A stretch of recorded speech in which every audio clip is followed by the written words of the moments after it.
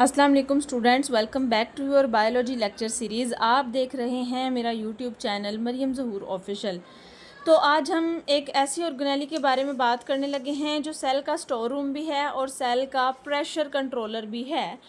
तो ये बिल्कुल इसी तरह है जैसे अगर प्लांट सेल एक घर है तो उसके अंदर एक ऐसी जगह है या एक ऐसी चीज़ है जो फ्रिज का काम भी करती है, जो वाटर टैंक भी है और जो डस्टबिन भी है, यानी खाने को स्टोर भी करती है, उसके अंदर पानी को भी रखा जाता है और उसके अंदर वेस्ट मटेरियल को भी एक्सक्रीट किया जाता है।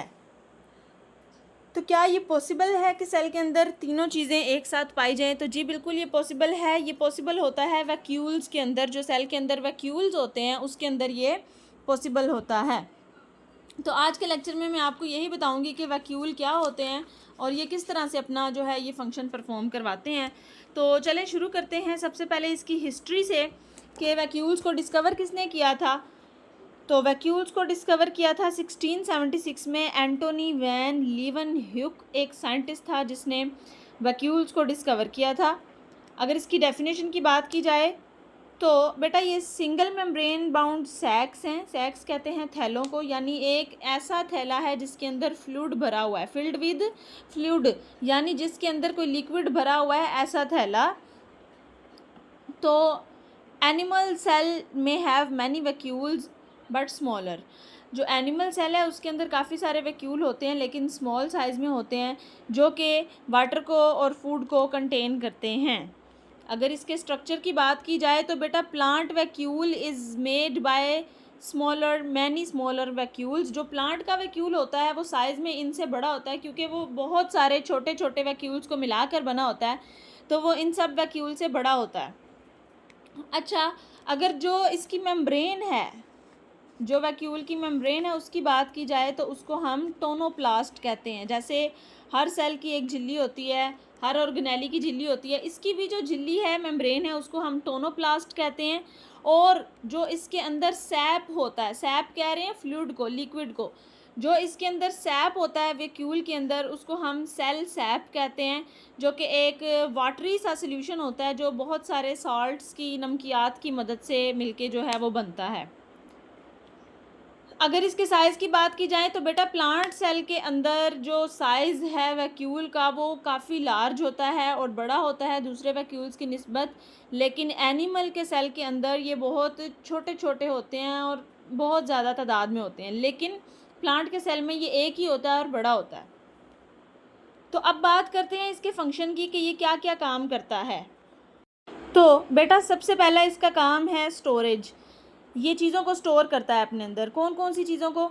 ये अपने अंदर वाटर को स्टोर करता है, फूड को स्टोर करता है, और जो वेस्ट मटेरियल होता है उसको कलेक्ट करता है, सेल के अंदर से इकट्ठा करता है अपने अंदर और पंप आउट करता है। पंप आउट यानी सेल से बाहर भेज देता है वेस्ट मटेरियल को और जो फालतू पानी वगैरह होता है सेल का उसको भी। कुछ सेल ऐसे होते हैं जो वैक्यूल्स की सूरत में फूड को इंजेस्ट करते हैं। जैसे हमने जब मैं लाइजोसोम आपको पढ़ा रही थी तो मैंने आपको बताया था कि वैक्यूल्स की सूरत में फूड बाहर से आता है सेल के अंदर, जिसको लाइजोसोम, एक डाइजेस्टिव एंजाइम होता है जिसको वो सेल के अंदर डाइजेस्ट करवाता है। तो वो बेटा यही वैक्यूल्स होते हैं जो एनिमल सेल के अंदर फूड की सूरत में जाते हैं, लेकिन प्लांट सेल के अंदर ये एक पहले से ही बड़ी सी जो है ना, बड़े से साइज़ के अंदर मौजूद होता है। तो दूसरा फंक्शन इसका ये है कि ये प्रेशर को मेंटेन करता है। सेल का जो प्रेशर होता है ना, यानी सेल की जो शेप होती है वो उसको मेंटेन करता है।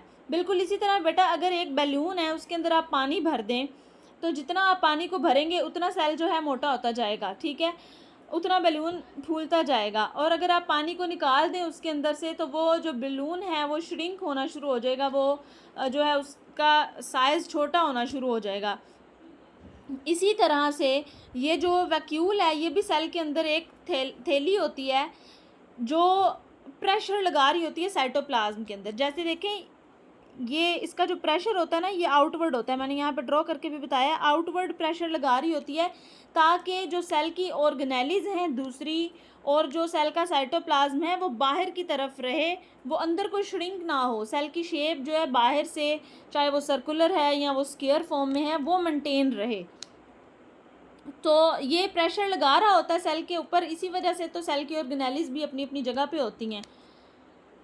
इस प्रोसेस को कहते हैं बेटा टर्जर प्रेशर। जो ये प्रेशर लगा रहा होता है इसको टर्जर प्रेशर कहते हैं, और जो ये प्रोसेस होता है इसको टर्जर कहते हैं, जिसकी वजह से सेल जो है वो टर्जिड होता है। टर्जिड का मतलब होता है कि वो सेल टाइट होता है, अपनी जगह पर मेंटेन होता है, और इस प्रेशर की वजह से ही सेल की शेप मेंटेन रहती है। तो अब मैं आपको प्लांट्स वैक्यूल और एनिमल वैक्यूल का डिफरेंस बताऊंगी कि इन दोनों का क्या डिफरेंस है।